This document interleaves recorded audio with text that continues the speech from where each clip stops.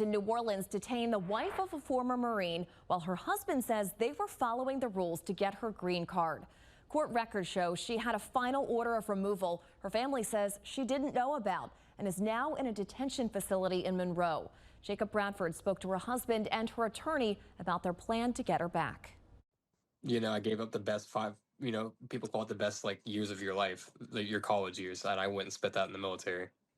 And, at the very least, I would like to be able to keep my wife. Adrian Cluot was serving in the Marine Corps when he met his wife, Paula, in Palm Springs, California in 2022.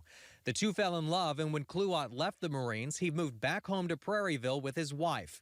Now the two have a 1-year-old son and a 9-week-old daughter still nursing. She's an amazing person. I was getting separated from the Marine Corps, and I didn't really know what the next steps were in my life. And I met her, and I don't know, she changed my whole outlook on life. She's been great. Always a positive energy to have around. She's a great mother. Constantly pushes me to do better. The two started the process of getting her green card. Cluot says Paula immigrated with her mother from Mexico in 2014 when she was a minor. In the years that followed, they became estranged. On May 27th, Cluot and his wife had a green card interview at the immigration office in downtown New Orleans. But just days before, they say they found out there was a final order of removal that was issued by a judge in California in 2018 after her mother missed an immigration hearing. That order was for Paola's whole family. One of the questions was, do you have a removal order pending against you? And instead of lying and being like, no, my wife said, yes, we just found out about this last week, and we have a lawyer, and we're working to get it removed. And he said, okay, and wants to speak to his supervisor.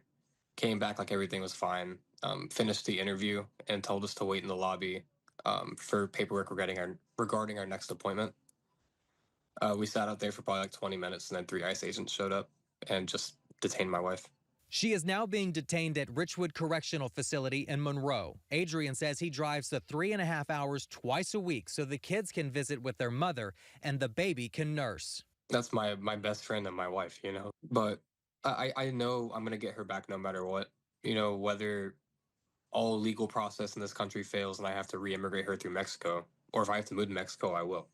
But I have hope that I can get her back. So I've been trying to stay strong, especially for the kids.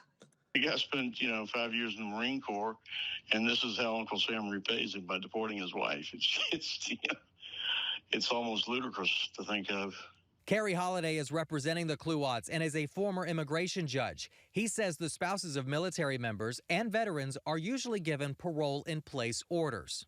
Section 1758 of the National Defense Authorization Bill of 2020 codified the rule that the Secretary of DHS has the power to give parole in place to the spouses of veterans and active duty service members. And that's regularly granted. It should have been done in this case. Holliday says the immigration judge in California can undo the order of deportation, and that often it is undone in cases like this. He also says that the blanket approach of mass arrest is how people get caught up that are just trying to do the right thing. Trump, let's face it, he was elected to do just what he's doing. But there needs to be exceptions made. Holliday also says that since Paula was a child when she was brought to the United States, her case should get another look.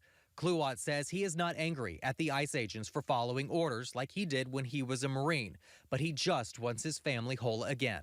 We go out and we do a job for this country, and we come back. And I mean, the least they can do is let me keep my wife. I just want my wife back. My kids want their mom. Well, we reached out to the Louisiana Attorney General's office for comment, and we were referred to ICE. Now, when I contacted ICE, I was told they would possibly get back to us tomorrow on Cluot's case. Their family has set up a GoFundMe account to help with those legal expenses. Meg?